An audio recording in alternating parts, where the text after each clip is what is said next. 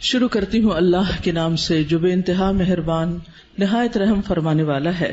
علم کیا نہیں، نشرح ہم نے کھول دیا، لکا آپ کے لیے، صدرک سینہ آپ کا، ووضعنا اور اتار دیا ہم نے، عنکا آپ سے، وزرک بوجھ آپ کا، الذی وہ جس نے، انقضا توڑ دی تھی، ظہرک کمر آپ کی، ورفعنا اور بلند کیا ہم نے، لکا آپ کے لیے، ذکرک ذکر آپ کا، فإن پس یقیناً، مع ساتھ، العسری تنگی کے، یسرا آسانی ہے، ان یقیناً، مع ساتھ، العسری تنگی کے، یسرا آسانی ہے، فإذا پس جب، فرغتا فارغ ہو جائیں آپ، فانصب تو محنت کیجئے، وإلی ربک اور طرف اپنے رب کے، فرغب پس رغبت کیجئے۔ سورۃ الانشراح، جس کا ایک نام سورۃ الشرح بھی ہے اور سورۃ الم نشرح بھی، یہ تین نام عام طور پر آپ کو مختلف مصاحف میں لکھے ہوئے ملیں گے۔ تینوں میں معنی ایک ہی ہے، مکی سورت ہے، پچھلی سورت کا تتمہ ہے یعنی کمپلیشن ہے۔ بعض کے خیال میں یہ دونوں ایک ہی سورت ہے، لیکن حقیقت یہ ہے کہ دونوں الگ الگ صورتیں ہیں، سورۃ الضحیٰ اور سورۃ الم نشرح۔ سورۃ الضحیٰ میں بھی رسول اللہ صلی اللہ علیہ وسلم پر اللہ سبحانہ تعالیٰ کے انعامات کا ذکر ہے، اور اس سورت میں بھی آپ صلی اللہ علیہ وسلم پر اللہ سبحانہ تعالیٰ نے جو انعامات کیے، احسانات کیے، ان کا ذکر ہے۔ سورۃ الضحیٰ میں حسی انعامات، ظاہری انعامات، نظر آنے والی چیزیں، ان کا ذکر ہے، اور سورۃ الشرح میں معنوی یا نظر نہ آنے والے لیکن حقیقت میں جو اللہ سبحانہ تعالیٰ کے انعامات ہیں، جن کا ذکر آگے آئے گا آج، ان کا ذکر ہے۔ حقیقت یہ ہے کہ کوئی بھی نعمت کسی کو بھی جب ملتی ہے تو اس پر لازم ہوتا ہے کہ وہ اس کا شکر ادا کرے۔ سورۃ الضحیٰ کے آخر میں آپ صلی اللہ علیہ وسلم کو بتا دیا گیا کہ آپ شکر ادا کرنے کے لیے کیا کیا کریں۔ کیا بتایا گیا؟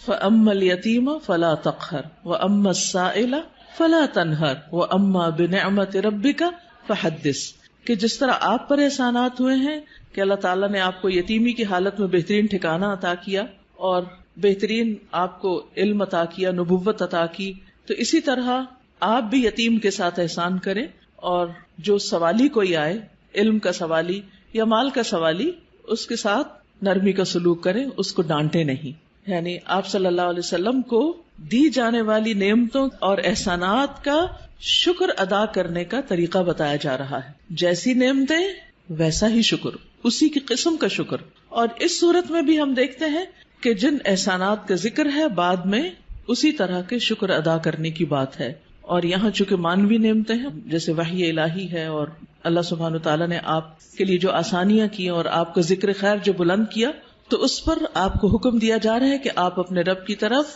توجہ کیجئے، اس کی عبادت کیجئے، جب فارغ ہو جائیں تو بھی اپنے رب کی طرف رغبت کیجئے۔ انسان جب کسی بھی نعمت کا شکر ادا کرتا ہے تو اللہ تعالیٰ کا وعدہ ہے کہ وہ اس نعمت کو بڑھا دیتا ہے اور زیادہ عطا کرتا ہے۔ ہمیں بھی اللہ تعالیٰ نے مختلف طرح کی نعمتیں اور ٹیلنٹس دے رکھے ہیں، بعض اوقات ہم اپنے ان ٹیلنٹس کو فل کیپیسٹی میں استعمال نہیں کرتے، نتیجہ کیا ہوتا ہے؟ ہماری صلاحیتوں کو زنگ لگ جاتا ہے۔ لیکن جتنا زیادہ ہم ان کو استعمال کرنے لگتے ہیں، جتنا زیادہ ہم ان کو دینے لگتے ہیں، اور خاص طور پر اگر کوئی شخص دین کی دعوت دینے والا ہو یا تعلیم دینے والا ہو، تو ایک استاد یا ایک داعی جتنا زیادہ اپنے مدعو کے ساتھ یا اپنے طالب علم کے ساتھ، اسٹوڈنٹ کے ساتھ محنت کرتا ہے، اس کے لیے قربانی کرتا ہے، اس کو سکھانے کی اور اس کو دینے کی کوشش کرتا ہے، تو اس کا علم اور تجربہ اتنا زیادہ بڑھتا چلا جاتا ہے۔ نہ صرف یہ کہ علم اور تجربہ بڑھتا ہے، بلکہ شاگردوں کے دل میں اس کے لیے محبت اور اس کے لیے رسپیکٹ اور اس کی قدر کا جذبہ بھی اسی طرح بڑھتا ہے۔ ہم سب بھی اپنے اپنے وقت میں طالب علم رہے اور ہم سب جانتے ہیں کہ کس استاد کا ہماری نظر میں کیا مقام تھا، آج تک ہمیں یاد ہے۔ تو اسی طرح ہمارے شاگردوں کی نظر میں بھی ہر استاد کا اپنا اپنا ایک مقام ہے، اور کس کا مقام اور درجہ اور عزت اور محبت اور قدر زیادہ ہوتی ہے؟ جو اپنے شاگردوں کے لیے جتنا زیادہ مخلص ہوتا ہے، وہ علم دینے کے کام کو یا نبوت کا کام کو پیشہ نہیں ہوتا۔ یہ ایک اللہ سبحانہ تعالیٰ کی نعمت کا، اللہ تعالیٰ کے اس احسان کا کہ اس نے ہمیں یہ سب کچھ عطا کیا، اس کا شکر ادا کرنا ہوتا ہے، اظہار نعمت کرنا ہوتا ہے، اس کو شیئر کرنا ہوتا ہے، دوسروں کے ساتھ بانٹنا ہوتا ہے. اور انسانوں کی تعلیم و تربیت اور انسانوں کو کچھ بنانا یہ دنیا کا سب سے بڑا کام ہے. کیونکہ مادی چیزیں، پتھر توڑ کے گھر بنانا، کوٹ کے بجری سڑکیں بنانا، یہ بھی ایک کام ہے جو نظر آنے والی چیزیں ہیں، لیکن وہ تو ہمارے لیے مسخر ہیں، مطیع ہیں، فرما بردار ہیں. ہم جہاں چاہیں ان کو لگا دیں، جس طرح چاہیں ان کو رکھ دیں. لیکن انسان اتنی آسانی سے بات سننے والے نہیں ہوتے. ان کو مولڈ کرنا اور ان کو گھڑنا اور ان کو کچھ بنانا اور ان کو سنوارنا اور ان کو نکھارنا جو نبی صلی اللہ علیہ وسلم کے فرائض منصبی میں سے تھا. اور یہی آپ کے بعد ہر استاد کی ذمہ داری ہے کہ وہ طالب علموں کو صرف انفارمیشن ٹرانسفر کرنے والا نہ ہو، بلکہ ان کے اندر کے پوٹینشل کو، ان کی صلاحیت کو، ان کے اندر پائی جانے والی مختلف جو قوتیں ہیں ان کو نکھارنے اور معاشرے کے لیے اور خود اس شخص کے لیے زیادہ سے زیادہ مفید بنانے والی. اور یہ کام والدین کے بعد استاد ہی کرتا ہے اور یہ اس کی بہت بڑی ذمہ داری ہوتی. تو اس پس منظر کو سامنے رکھتے ہوئے ہم اس صورت کا انشاءاللہ مطالعہ کریں گے کہ ہمیں کیا کرنا ہے. سوال یہ پیدا ہوتا ہے کہ کیا یہ احکامات جو اس صورت کے اندر آئے ہیں صرف نبی صلی اللہ علیہ وسلم کے لیے خاص ہیں یا اس کے بعد ان لوگوں کے لیے بھی جو آپ کے طریقے پر چلنے والے ہوں اور آپ ہی کے کام کو آگے لے کر بڑھنے والے ہوں. تو حقیقت یہ ہے کہ یہ سب کے لیے ہیں، آپ کے لیے خاص اور ہمارے لیے عمومی طور پر. تو آئیے دیکھتے ہیں سورت کو. اللہ سبحانہ وتعالیٰ فرماتے ہیں الم نشرح لک صدرک. الم کیا نہیں، سوالیہ انداز ہے اور یہ یقیناً کے معنوں میں ہے، قد کے معنوں میں. نشرح ہم نے کھول دیا. شرح کا لفظ ہوتا ہے کسی چیز کو چھوٹے چھوٹے ٹکڑے کر کے، جیسے گوشت ہے تو گوشت کے چھوٹے چھوٹے سلائسز کرنا، اس کو کاٹنا. تشریح سرجری کے لیے بھی آتا ہے. الم نشرح کیا ہم نے کھول نہیں دیا، لکا آپ کے لیے، آپ کی خاطر، کیا صدرک آپ کا سینہ. کیا ہم نے آپ کی خاطر، آپ کے لیے آپ کا سینہ کھول نہیں دیا، آپ کے دل کی تنگی کو دور نہیں کر دیا. اگر دیکھا جائے تو دنیا میں پائی جانے والی نعمتوں میں سے سب سے بڑی نعمت یہ ہے کہ انسان کو شرح صدر، سینے کی وسعت، دل کی وسعت، دل کا اطمینان نصیب ہو. ڈپریشن کیا ہے؟ دل کا گھٹنا، سینے کا تنگ ہونا، اندر کی تنگی، شح، بخل، انسان کے اندر کی ایسی کیفیات کہ نہ وہ اپنے سے راضی اور خوش اور نہ کسی اور سے. اللہ سبحانہ وتعالیٰ نے ہمارے دل کو ہر چیز سے مختلف بنایا ہے. باقی جتنی بھی چیزیں ہیں ان میں جب ہم کچھ ڈالتے ہیں تو وہ بھر جاتی ہیں، تنگ ہو جاتی ہیں. لیکن دل اگر نرم ہو تو اس میں جتنی بھی علم اور حکمت اور خیر کی چیزیں ڈالی جائیں وہ اتنا ہی زیادہ وسیع ہوتا چلا جاتا ہے، اتنا ہی زیادہ کھلتا چلا جاتا ہے، اتنا ہی اس میں انبساط آتا ہے، اتنی ہی زیادہ اس میں خوشی اور اطمینان آتا ہے. تو یہ ایک بہت بڑی نعمت ہے اور یہ مانوی نعمت ہوتی ہے، ٹینجیبل نہیں ہوتی کہ آپ چھو کے دیکھ سکیں کہ کیا ہے. پچھلی صورت میں ٹینجیبل نعمتیں تھی لیکن یہاں مانوی نعمتوں کا ذکر ہے. الم نشرح لک صدرک کیا ہم نے آپ کے لیے آپ کا سینہ کھول نہیں دیا. جب سینہ کھلتا ہے تو مشکل سے مشکل، پیچیدہ سے پیچیدہ اور کمپلیکیٹڈ معاملات سمجھ میں آنے لگتے ہیں. انسان چیزوں کی تہ تک پہنچنے لگتا ہے، اس کو گہرائی نصیب ہوتی ہے، اس میں وزڈم آتی ہے، اس میں ڈیپتھ آتی ہے اور انسان دور تک سوچنے لگتا ہے. ابراہیم علیہ السلام کا ویژن آپ دیکھیں کہ انہوں نے نبی صلی اللہ علیہ وسلم کے بھیجے جانے کے لیے دعا کی تھی 2500 سال پہلے. وہ کیسے، ان کو یہ ضرورت کیوں محسوس ہو گئی اور انہوں نے اپنی دعا میں یہ دعا کیوں شامل کی کہ اللہ ان کے اندر سے ایک شخص ایسا اٹھانا جو ان کی تعلیم و تربیت کرے. ہم ایسی بات کیوں نہیں سوچتے، ہمیں ایسے خواب کیوں نہیں نظر آتے؟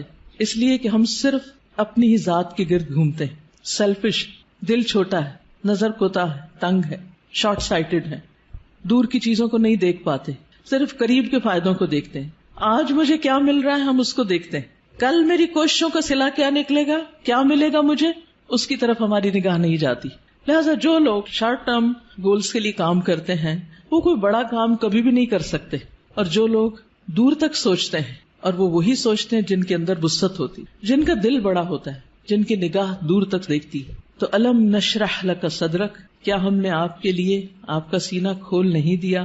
آپ کے لیے اللہ سبحانہ وتعالی نے خیر اور بھلائی کے رستے کھول نہیں دیے، کیونکہ جب تک دل کھلتا نہیں، یہاں صرف دل کی بھی بات نہیں کی گئی، پورے سینے کی گئی، چیسٹ، اور چیسٹ کے اندر دل. چیسٹ کی جگہ زیادہ ہوگی تو پھر باقی چیزوں کے اندر بھی وسعت آئے گی. تو نبی صلی اللہ علیہ وسلم کو اللہ سبحانہ وتعالی نے یہ خاص صلاحیت دی تھی جس کی وجہ سے آپ نبوت کا کام لینے کے قابل ہوئے تھے. اسی لیے قرآن آپ کے قلب پر نازل ہوا تھا اور آپ نے اس کو محفوظ کیا تھا. اسی لیے پھر اس کو صحیح طور پر سمجھ کر آگے بیان کیا تھا، کیونکہ ان سب چیزوں کا تعلق شرح صدر کے ساتھ ہوتا ہے. یہی وجہ ہے کہ ہم دیکھتے ہیں کہ موسیٰ علیہ السلام جب اللہ سبحانہ تعالیٰ نے ان سے بات کی، ہم کلام ہوئے اللہ تعالیٰ، اور ان کو اپنے کام کے لیے چن لیا، وَاصْطَنَعْتُكَ لِنَفْسِي، اور اللہ تعالیٰ نے ان کو اپنی رسالات سے نوازا، تو انہوں نے سب سے پہلی دعا کیا مانگی؟ رب اشرح لی صدری ویسر لی امری واحلل عقدۃ من لسانی یفقہوا قولی، کہ اللہ میرا سینہ کھول دے، یہ ساری بات مجھے بھی سمجھ آئے اور دوسروں کو بھی سمجھ آئے، اور میرا کام آسان کر دے، اور میری زبان کی گرہ کھول دے تاکہ لوگ بات سمجھ سکیں، اور مجھے میرے گھر والوں میں سے ایک مددگار میرے بھائی ہارون کو عطا کر. تو بہرحال اللہ سبحانہ تعالیٰ جس کے ساتھ بھلائی کا ارادہ کرتا ہے، من یرد اللہ بہ خیرا یفقہہ فی الدین، اور پھر افمن شرح اللہ صدرہ، کیا بھلا وہ جس کا سینہ اللہ نے کھول دیا، فہو علی نور من ربہ، اور وہ اپنے رب کی طرف سے ایک نور پر ہو. تو جس کا سینہ اللہ تعالیٰ کھول دے، اور خصوصاً جس کو اللہ ہدایت دینا چاہتا ہے، صحیح راستہ دکھانا چاہتا ہے، تو اس کے بارے میں کیا فرمایا؟ من یرد ان یہدیہ یشرح صدرہ للاسلام، جس کو اللہ ہدایت دینا چاہتا ہے اس کا سینہ اسلام کے لیے کھول دیتا ہے، اس کو وسعت عطا کر دیتا ہے، اس کے دل میں پھر اسلام کی محبت پیدا ہو جاتی، وہ اس کے لیے کچھ کرنا چاہتا ہے. اور ساری قربانیاں اس کے بعد ہی ہوتی ہیں جب انسان کا سینہ کھل جاتا ہے. اور پھر آپ دیکھیں کہ سینہ تنگ کب ہوتا ہے، دل تنگ کب ہوتا ہے؟ جب لوگ ہم پہ باتیں کرتے ہیں، جب لوگ ہمیں ہرٹ کرتے ہیں، تو پھر ان کی طرف سے ہمارا دل تنگ ہو جاتا ہے، پھر ہم معاف نہیں کر سکتے، پھر ہم اپنے دل میں حسد اور بغض اور ان چیزوں کو بھر لیتے ہیں، پھر ہم ان لوگوں کے ساتھ خیر اور بھلائی نہیں کر سکتے. لیکن آپ دیکھیے کہ پیغمبروں کو لوگوں نے کون سا لقب ہے جو نہیں دیا، ساحر، کاہن، مجنون، شاعر، نہ جانے کیا کچھ. لیکن کیا انہوں نے ان باتوں کو دل میں رکھا اور لوگوں سے انتقام لیے اور جوابی کارروائیاں کی، یا ان کو معاف کر کے پھر بھی ان کی ہدایت کی دعائیں کرتے رہے؟ جنہوں نے پتھر مارے طائف کے سفر پر، آپ نے ان کے لیے کیا کیا؟ ان کے لیے بھی دعائیں کی.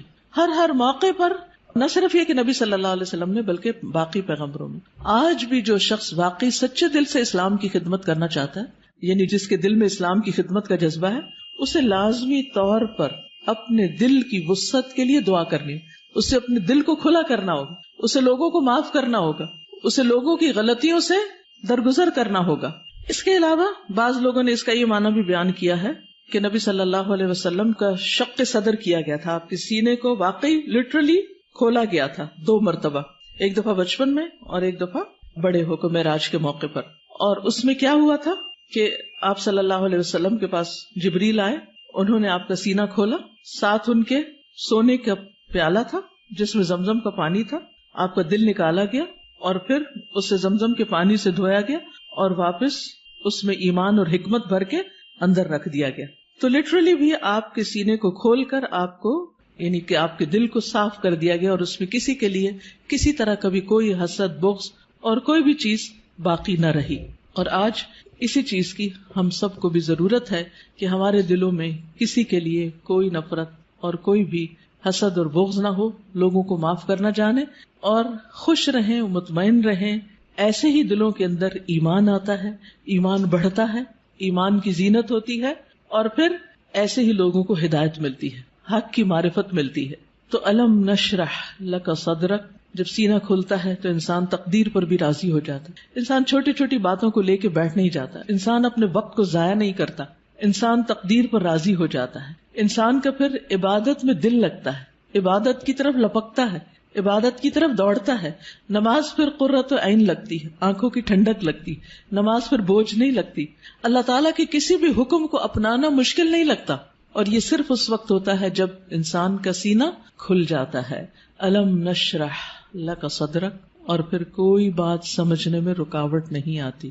انسان بنا کہے دوسروں کی باتیں سمجھنے لگتا ہے، اسے دوسروں کی ضروریات نظر آنے لگتی ہیں، وہ دوسروں کی کیئر کرنے لگتا ہے. دوسری نعمت جس کا ذکر کیا گیا، وَوَضَعْنَا عَنْكَ وِزْرَكَ، اور ہم نے اٹھا دیا آپ سے، ہٹا دیا آپ سے، وزرک آپ کا بوجھ. وضع عن کا مطلب ہوتا ہے کسی چیز کو اٹھا لینا، اور وزر کہتے ہیں بھاری بوجھ کو. اور وزر قرآن مجید میں گناہ کے معنی میں بھی آتا ہے، ذنب کے معنی میں بھی.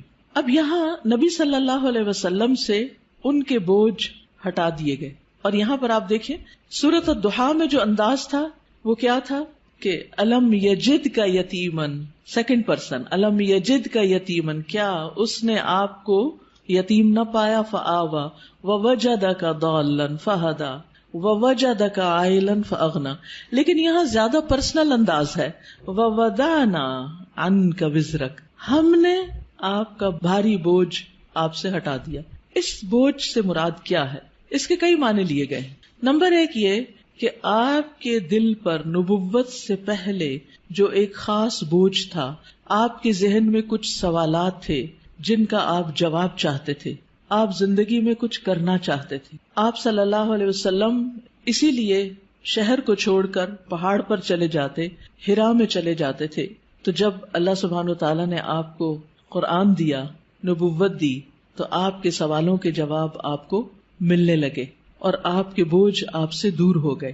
اسی طرح یہ معنی بھی کیا جاتا ہے کہ آپ صلی اللہ علیہ وسلم پر جو وحی کے نازل ہونے کے بعد ایک خاص کیفیت طاری ہو گئی تھی، آپ کے اندر ایک خوف کی کیفیت تھی. آپ واپس گئے اور آپ اپنی بیوی سے کہنے لگے کہ آپ مجھے کمبل اڑا دیں، چادر اڑا دیں. اور پھر حضرت خدیجہ جو تھی انہوں نے آپ کی کیئر کی، آپ کا خیال رکھا. آپ کو اللہ تعالیٰ نے بہترین مددگار دیے. آپ کے پیغام پر سب سے پہلے حضرت خدیجہ ہی ایمان لے آئیں. پھر اسی طرح حضرت ابو بکر جو آپ کے دلی دوست تھے وہ آپ پر ایمان لے آئے. تو یہ جو وحی کی کیفیت تھی اور یہ جو فرشتے کو دیکھ کر آپ پر ایک خوف اور ایک بوجھ پڑ گیا اور آپ پر ایک پریشانی آ گئی، اور پھر کچھ عرصے کے لیے جیسے وحی کا سلسلہ منقطع بھی ہوا، اس میں بھی آپ پر پریشانی آئی، تو اللہ سبحانہ تعالیٰ نے وہ سارے بوجھ آپ سے ہٹا دیے، وہ پریشانیاں آپ کی دور کر دی. اسی طرح یہ معنی بھی کیا جاتا ہے کہ نبوت سے پہلے کے 40 سال جو آپ کے اللہ تعالیٰ کی عبادت میں نہیں گزرے تھے، جس کا آپ کو ملال تھا، تو وہ کیفیت بھی آپ سے دور کر دی گئی. پھر اسی طرح یہ معنی بھی کیا گیا ہے کہ خلاف اولا جو کام آپ سے ہوئے، خلاف اولا کا مطلب یہ ہوتا ہے کہ پیغمبر کا درجہ اور مقام بہت بڑا ہوتا ہے. جیسے ایک مقولہ ہے نا کہ حسنات الابرار سیئات المقربین، جو نیک لوگوں کی نیکیاں ہوتی ہیں وہ مقربین کے غلطیاں شمار ہوتی ہیں. یعنی جو اللہ کے خاص اور مقرب بندے ہوتے ہیں ان کے لیے سٹینڈرڈ بہت ہائی ہے کہ ان کا اخلاق بھی عظیم ترین ہو اور ان سے چھوٹا سا بھی کوئی قصور، کوتاہی، کمی بیشی نہ ہو. لیکن نبی صلی اللہ علیہ وسلم انسان بھی تھے. جیسے عبس وتولی میں آیا کہ ایک شخص آپ کے پاس آیا کچھ پوچھنے کے لیے، آپ نے تھوڑی سی اس سے بے رخی برتی. تو یہ بے رخی کیا تھی؟ یہ ایک اللہ سبحانہ تعالیٰ کی نگاہ میں ایک قصور تھا آپ کا. تو وزر کا معنی قصور بھی کیا گیا ہے. تو اللہ تعالیٰ نے وہ بھی آپ کا اگلے پچھلے سب قصور معاف کر دیے اور آپ کے بوجھ آپ سے ہٹا دیے. وَوَضَعْنَا عَنْكَ وِزْرَكَ الَّذِي أَنْقَضَ ظَهْرَكَ، وہ جس نے آپ کی کمر توڑ دی، یعنی آپ کو جس کا بہت زیادہ بوجھ محسوس ہوتا تھا. نقیض ہوتا ہے کسی چیز کو اس طرح توڑنا کہ اس میں سے کڑکڑانے کی آواز ہو، یعنی کڑکڑاہٹ. جیسے چارپائی کے اوپر اگر زیادہ لوگ بیٹھ جائیں تو کیا ہوتا ہے، یا کبھی کرسی کے اوپر کوئی بھاری شخص بیٹھ جائے تو اس کے اندر سے جو آواز نکلتی ہے نا، تو وہ کیا کہلاتی ہے؟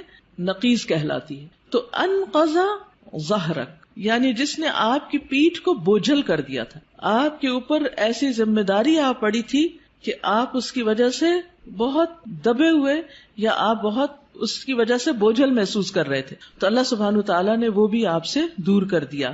وَرَفَعْنَا لَكَ ذِكْرَكَ، اور آپ کا ذکر خیر بلند کر دیا، یعنی آپ کو شہرت عطا کی، آپ کو بلندی عطا کی. نہ صرف یہ کہ آپ کو، بلکہ آپ کے ذکر کو، یعنی آپ کے نام کو، آپ کے مقام کو، آپ کے درجے کو بہت بلندی ملی. اور اس کے لیے ایک حدیث میں آتا ہے کہ نبی صلی اللہ علیہ وسلم نے فرمایا کہ جبریل علیہ السلام میرے پاس آئے اور کہا کہ آپ کا رب کریم پوچھتا ہے کہ آپ کیا جانتے ہیں کہ میں نے آپ کے ذکر کو کس طرح بلند کیا ہے؟ رفعنا لک ذکرک کیسے ہوا؟ میں نے جواب دیا کہ اس حقیقت کو اللہ تعالیٰ ہی بہتر جانتے ہیں. تو اللہ تعالیٰ نے فرمایا کہ آپ کے ذکر کی بلندی کی کیفیت یہ ہے کہ جہاں میرا ذکر کیا جائے گا وہاں آپ کا بھی ذکر کیا جائے گا، یعنی نبی صلی اللہ علیہ وسلم کا ذکر بھی. اب اسی لیے ہم دیکھتے ہیں کہ جب ایک شخص مسلمان ہوتا ہے تو کیا پڑھتا ہے؟ لا الہ الا اللہ اور محمد الرسول اللہ، یعنی اسلام میں انٹر ہونے کے لیے جو کلمہ پڑھا جاتا ہے. اسی طرح اشہد ان لا الہ الا اللہ و اشہد ان محمدن عبدہ و رسولہ. پھر اسی طرح آپ دیکھیے کہ 5 وقت جو نماز ہوتی ہے آذان، اس میں اشہد ان لا الہ الا اللہ و اشہد ان محمد الرسول اللہ. پھر نماز میں تحیات اور پھر اس کے بعد درود شریف، اس میں بھی نبی صلی اللہ علیہ وسلم کا ذکر ہوتا ہے. پھر اسی طرح جب بھی جہاں بھی جو بھی آپ کا نام لے ساتھ آپ کے اوپر درود و سلام بھیجے، پڑھنے والا بھی اور سننے والا بھی. یہ بھی آپ کے ذکر کی بلندی اور آپ کی قدردانی ہی کا ایک ذریعہ ہے. پھر اسی طرح اور کون سے مواقع جہاں آپ کا ذکر خیر بلند ہوتا ہے، یعنی آپ کی دنیا میں جتنے بھی چاہنے والے وہ دشمنوں کے پروپیگنڈے سے متاثر نہیں ہوتے. آپ دیکھیے اس وقت کتنی ہی ایسی ویب سائٹس ہیں اور کتنے ہی ایسے فورمز ہیں کہ جہاں نبی صلی اللہ علیہ وسلم کے خلاف بہت عجیب و غریب قسم کی باتیں کی جاتی ہیں. ایک عام مسلمان بھی جب ان کو پڑھتا ہے تو وہ یقین نہیں کرتا یا ایک دم غصے میں بھی آ جاتا ہے اور اس کے دل میں آپ صلی اللہ علیہ وسلم کی محبت جاگ اٹھتی. اور جس محفل میں بھی اور جہاں بھی آپ کا ذکر کرتا ہے کوئی بھی مومن، وہ محبت سے، عقیدت سے اور احترام سے ہی آپ کا ذکر کرتا ہے. پھر اسی طرح آپ دیکھیے کہ دنیا میں شاید ہی کوئی ہو کہ جس کو آپ کے بارے میں علم نہ ہو، آپ کی خبر نہ ہو. اور کوئی بھی شخص، خواہ وہ یہودی ہو یا عیسائی ہو یا کوئی اور ہو، اس وقت تک مسلمان نہیں ہو سکتا جب تک کہ وہ آپ پر ایمان نہ لائے.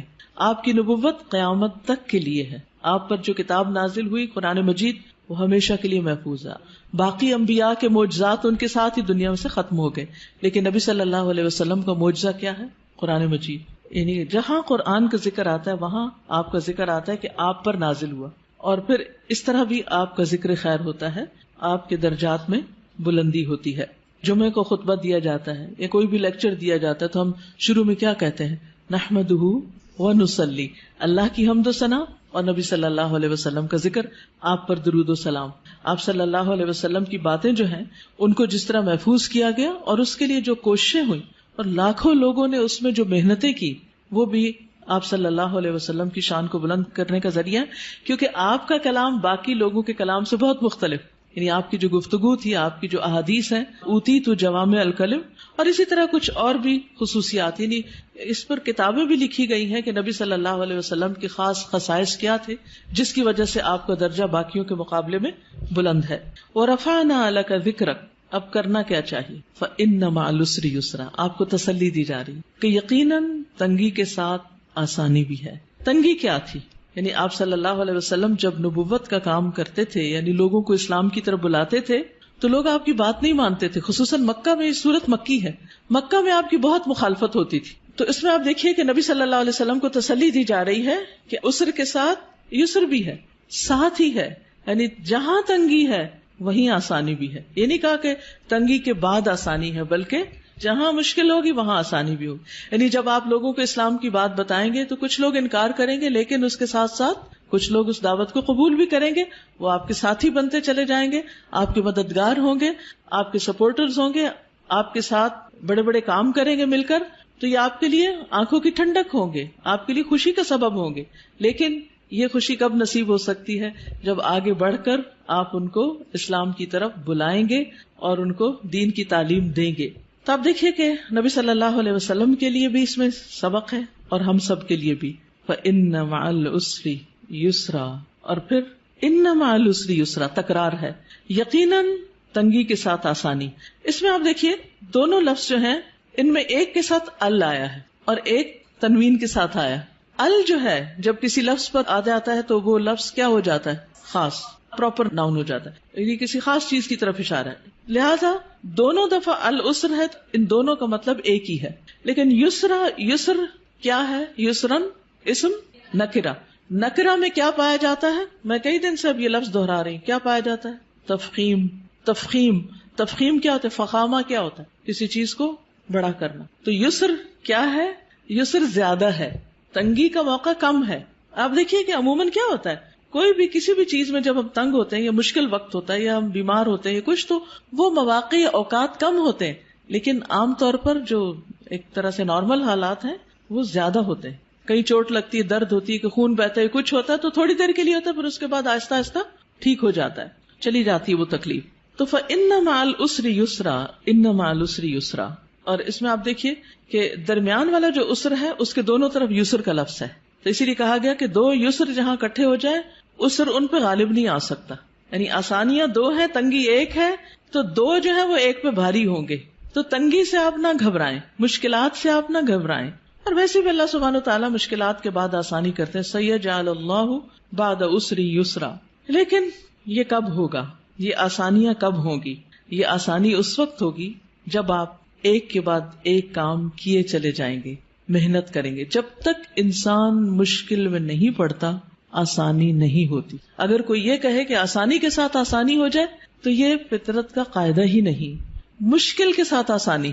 لہذا جو شخص زندگی میں آسانی چاہتا ہے اسے کیا کرنا ہوگا؟ مشکلوں سے گزرنا ہوگا. جو مشکلوں سے گزرتے چلے جاتے ہیں وہ بہادر ہو جاتے ہیں. اگر آپ روز ایکسرسائز کرتے ہیں تو پھر ایک وقت آتا ہے کہ وہ ایکسرسائز بھی آپ کو نہیں تھکاتی اور بڑے سے بڑا بھاری کام وہ بھی آپ کو نہیں تھکاتا کیونکہ آپ کا اسٹیمنا بلڈ ہو چکا ہوتا. لیکن اگر آپ سستی کے مارے لیٹے رہیں، سوئے رہیں، کوئی کام نہ کرے تو کیا ہوگا؟ کیا ہوگا نتیجہ؟ آپ کچھ بھی زیادہ نہیں کر سکیں گے، کولیپس کر جائیں گے، آپ کے مسل ڈیڈ ہو جائیں گے، آپ کوئی بھاری کام نہیں کر سکیں گے. لیکن آپ دیکھیے کہ ایک شخص جس نے بچپن سے بہت مشکلات دیکھی ہوں، بڑے ہو کر اس کا حوصلہ اتنا بلند ہوتا ہے کہ بڑی بڑی باتیں اس کے نزدیک کچھ بھی نہیں ہوتی. وہ کہتے ہیں یہ بھی کوئی بات ہے. لیکن ایک شخص جس کی زندگی بہت آسانیوں میں گزری، اس نے کوئی تنگی کا وقت نہ دیکھا ہو، تو وہ چھوٹی سی مشکل سے بھی بہت زیادہ گھبرا جاتا ہے، اس کا مقابلہ نہیں کر سکتا. اسی طرح جو لوگ اپنا ذہن استعمال کرتے رہتے ہیں، اپنا دماغ استعمال کرتے رہتے ہیں، مثلا میتھمیٹکس ہے یا کوئی بھی سبجیکٹ ہے، آپ اس کو پڑھتے رہیں کرتے رہیں وہ اتنا آسان ہو جاتا ہے کہ پھر آپ کی ٹپس پر آ جاتا، اتنی ہی آپ کے اندر تیزی آ جاتی. لیکن اگر آپ کسی بھی سبجیکٹ کو پڑھنا ہی چھوڑ دیں، پڑھانا ہی چھوڑ دیں، چاہے آپ اس کے ماسٹر ہی کیوں نہ ہو، یا جس سبجیکٹ میں آپ نے ماسٹرز کیا ہو اس میں بھی آپ زیرو ہو جاتے ہیں، کچھ بھی یاد نہیں ہوتا کیونکہ آپ نے اس کو پڑھا نہیں، اس کے لیے تکلیف نہیں اٹھائی. جب اٹھا رہے تھے، جب آپ اسے بہت آگے تھے. تو کوئی بھی چیز زندگی میں تنگی کے ساتھ ہی آسانی کی طرف جاتی ہے، آسانی کے ساتھ آسانی نہیں. اور اس میں آپ دیکھیے کہ مثلا مختلف تکلیفیں انسان پر جب آتی، مثلا بیماری ایک تنگی کی حالت ہے، اس میں آسانی کیا ہوتی؟ کیا کیا آسانیاں ہو جاتی ہیں بیماری میں؟ نماز چھوٹی ہو جاتی ہے، لیٹ کے پڑھتے ہیں، تیمم کر لیتے ہیں. کتنے لوگ آپ کا خیال رکھتے ہیں، وہ جو آپ کو دنوں تک نہیں پوچھتے وہ آپ کا حال پوچھنے آ جاتے ہیں، آپ کی عیادت کرنے آ جاتے ہیں، آپ سے ملاقات کرنے آ جاتے ہیں. اور کیا ہوتا ہے؟ دعائیں آپ کی بھی قبول ہوتی ہیں اور دوسرے آپ کے لیے دعائیں کرنے لگتے ہیں. وہ آپ کو جو دعا میں یاد نہیں تھے آپ ان کی دعاؤں میں آ جاتے ہیں اور اتنی زیادہ پھر دعائیں کرتے ہیں. بچہ بیمار ہو جائے تو ماں کی دعاؤں کا حال دیکھیں، ماں بیمار ہو جائے تو بچے کی دعاؤں کا حال دیکھیں. تو یہ ساری آسانیاں کس کے ساتھ ہیں؟ اس ایک بیماری کی مشکل کے ساتھ. ریسٹ بھی ملتا ہے انسان کو، ساری ذمہ داریاں کاموں کو انسان چھوڑ کے سویا رہتا ہے. عام طور پر آپ کو سونے کا وقت نہیں ملتا. جو نارمل روٹین میں آپ کام کاج کر رہے ہوتے ہیں وہ ثواب بھی آپ کو ساتھ ساتھ مل رہا ہوتا ہے. فَإِنَّ مَعَ الْعُسْرِ يُسْرًا، إِنَّ مَعَ الْعُسْرِ يُسْرًا. اب کرنے کا کام کیا ہے؟ یسر کب ہوگی؟ فَإِذَا فَرَغْتَ فَانْصَبْ. جب آپ فارغ ہوں تو کیا کریں؟ محنت کریں. یہ عجب کانسیپٹ ہے. ہم جب فارغ ہوتے ہیں، ٹرم ختم ہوتی ہے، سیشن ختم ہوتا ہے، تو پھر ہم ہالیڈیز کرتے ہیں، آرام کرتے ہیں، ریلیکس کرتے ہیں، کام کاج چھوڑ دیتے ہیں، سوئے رہتے ہیں. سنڈے کا دن کیسے گزارتے ہیں؟ کام کم کرتے ہیں. نبی صلی اللہ علیہ وسلم کو کیا حکم دیا گیا؟ فَإِذَا فَرَغْتَ فَانْصَبْ. جب آپ ایک کام سے فارغ ہو جائیں تو دوسرے میں آ جائیں. مثلا اگر آپ جہاد کے کام سے فارغ ہوئے، تعلیم کے کام سے فارغ ہوئے تو اللہ کے ذکر اور نماز اور تہجد کی طرف. آپ دیکھیے کہ سارا دن آپ کے کام ہوتے تھے اور پھر رات ہوتی تھی تو آپ عبادت میں کھڑے ہو جاتے تھے، لیکن اسی سے تو آپ کے درجے بلند ہوئے کہ آپ کو مقام محمود ملا. تو جو شخص محنت کرتا ہے اسی کو بلندیاں ملتی.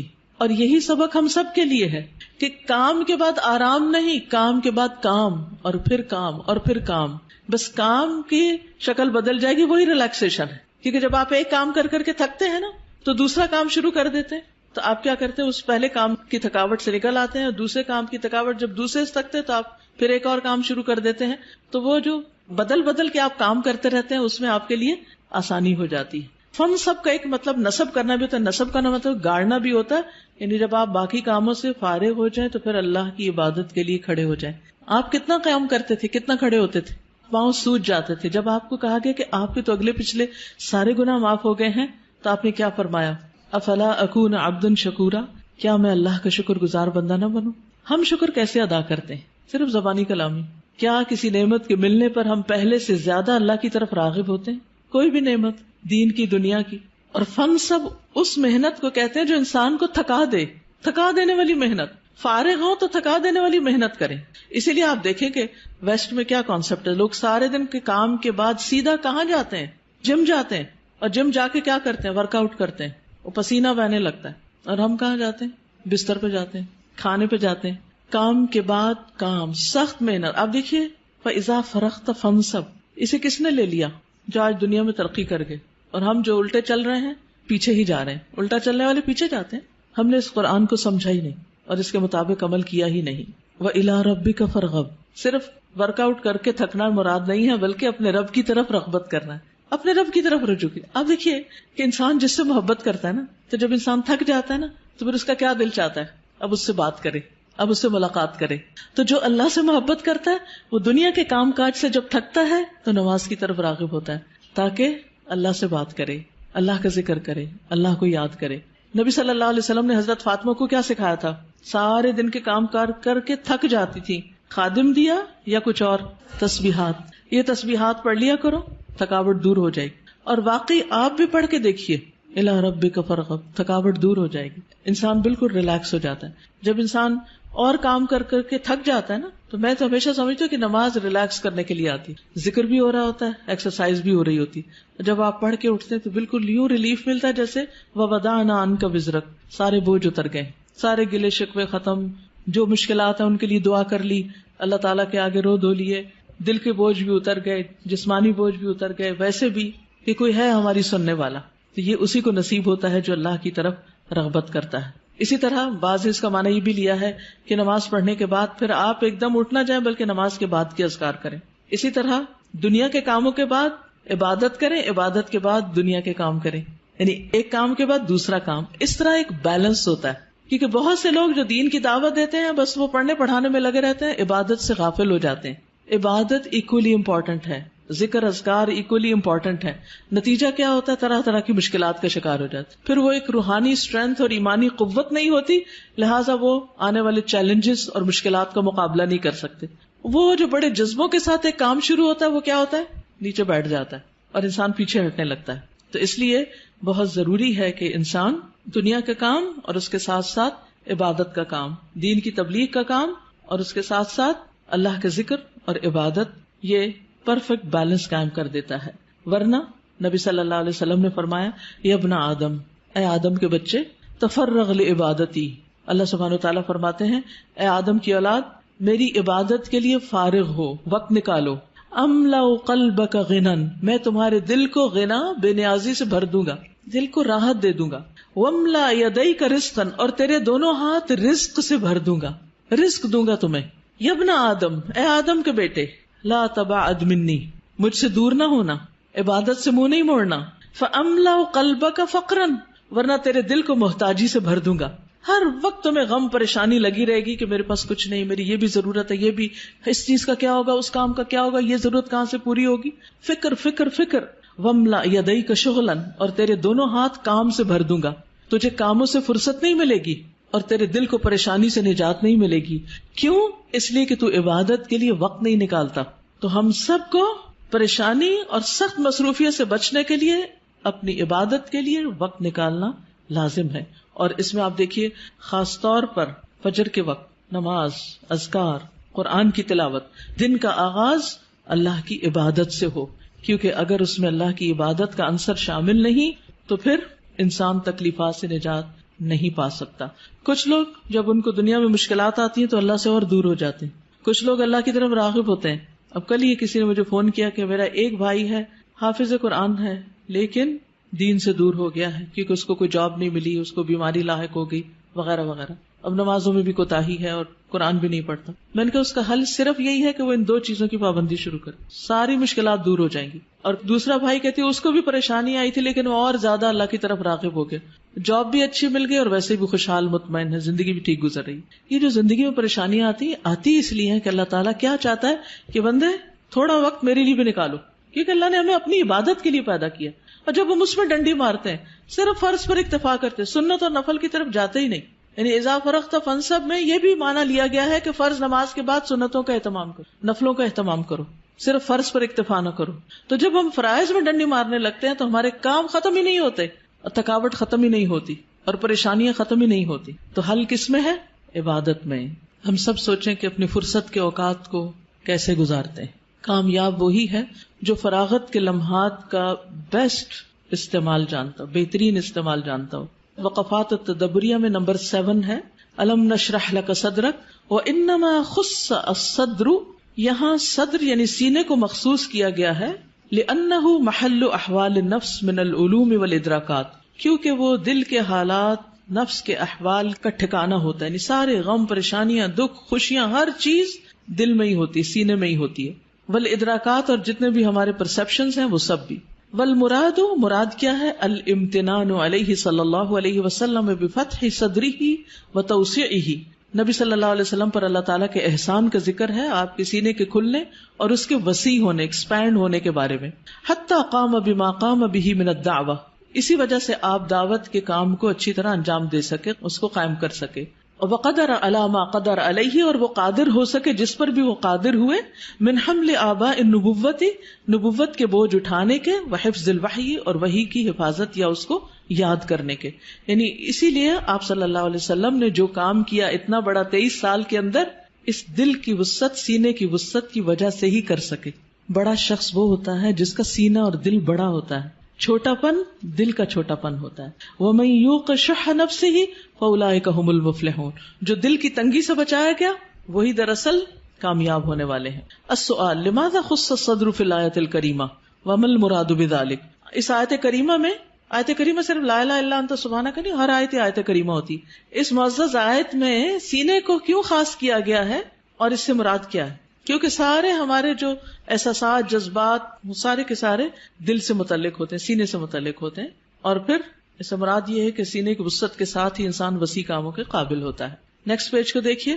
فَإِنَّ مَعَ الْعُسْرِ يُسْرًا إِنَّ مَعَ الْعُسْرِ يُسْرًا فَالْعُسْرُ وَإِن تَكَرَّرَ مَرَّتَيْنِ فَتَكَرَّرَ بِلَفْظِ الْمَعْرِفَةِ فَهُوَ واحد.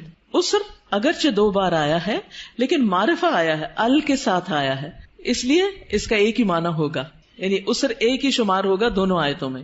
وَالْيُسْرُ تَكَرَّرَ بِلَفْظِ النَّكِرَةِ، اور یسر جو ہے نکرہ کے طور پر آیا ہے 2 بار. فَهُوَ يُسْرَانِ، تو معنی 2 آسانیاں ہوگا. فَالْعُسْرُ مَحْفُوفٌ يُسْرَيْنِ، عسر یسرین 2 آسانیوں کے ساتھ گھرا ہوا ہے. یسرٌ قبلہ و یسرٌ بعدہ، پہلی آسانی اور بعد کی آسانی. فَلَن يَغْلِبَ عُسْرٌ يُسْرَيْنِ، عسر 2 آسانیوں پہ غالب آ ہی نہیں سکتا. السؤال الیسر اوسع من العسر، یسر عسر سے زیادہ وسیع ہے. وضح ذلك في ضوء هاتين الآيتين، ان 2 آیتوں کی روشنی میں اس کی وضاحت کیجیے، پیچھے وضاحت ہو چکی ہے. پھر اس میں معنی الکلمات میں دیکھیے. انقضا کا معنی ہے اثقلا، بوجھل ہو گیا. فرغتا، فرغتا کا معنی من اشغال الدنیا، دنیا کی مصروفیات سے جب آپ فارغ ہوں. فانصب فجد فی العبادہ، عبادت میں محنت کیجیے. فرغب فتوجہ واطلب وتضرع، توجہ کیجیے، طلب کیجیے اور آہوزاری کیجیے. عمل بالآیات میں اشغل احد اوقاتک فراغک بعبادت، اپنے فراغت کے اوقات میں سے کسی وقت کو عبادت میں لگا لیجیے، مشغول کر لیجیے. فاذا فرغت فانصب والى ربک فارغب. ایک چھوٹی سی چیز سیلف انالیسس کے لیے کہ اپنی زندگی میں پائی جانے والی کسی بھی تکلیف یا کسی بھی مشکل کو لکھیں اور پھر اس مشکل کے ساتھ آپ کو کیا کیا آسانیاں ملی یا اس مشکل کی وجہ سے اس کو بھی لکھیں. مشکل کیا ہے اور اس کے ساتھ آسانی کیا ہوئی. دوسری چیز، فارغ وقت کب ہوتا ہے اور اس میں آپ کیا عبادت کر سکتے ہیں. اپنی موجودہ عبادت میں کچھ نہ کچھ مزید انکریز کریں، اضافہ کریں. استاذہ میں یہ سوچ رہی تھی کہ یہ ہمیں واقعی غور کرنا چاہیے، کیونکہ بہت سارے ہمارے ایسے اوقات ہوتے ہیں جو بیسیکلی فارغ ہوتے ہیں لیکن ہم ان کو فارغ سمجھ نہیں رہے ہوتے. جیسے ٹریولنگ کا اگر بہت سارا لمبا ٹائم ہے نا، بالکل، تو ہم یعنی اس میں ہم کتنا کچھ کر سکتے ہیں نا، لیکن ہم اس میں نہیں کرتے کیونکہ ہمارا کچھ پلان نہیں ہوتا کہ ہم نے اس میں کچھ پڑھنا ہے یا کچھ ذکر کرنا ہے یا کچھ عبادت کرنا ہے. یہ ہمارے ہی ملک میں ہے عام طور پر، افسوس کے ساتھ اس وقت کے ہم مسلمانوں کی حالت ہے. ورنہ اگر آپ ویسٹ میں جائیں، کسی بس میں ٹریول کریں، ٹرین میں کریں، لوگ نیوز پیپرز، کتابیں، مختلف چیزیں پڑھتے ہی نظر آئیں گے. ہر شخص کچھ نہ کچھ کر رہا ہوگا، یعنی سفر کے وقت کو استعمال کرنا. اسی طرح کسی بھی انتظار کے وقت کو، ڈاکٹر کے پاس انتظار کر رہے ہیں، گاڑی کے آنے کا انتظار کر رہے ہیں، کسی شخص کا انتظار کر رہے ہیں، اس وقت کو بھی آپ پروڈکٹیو بنائیں.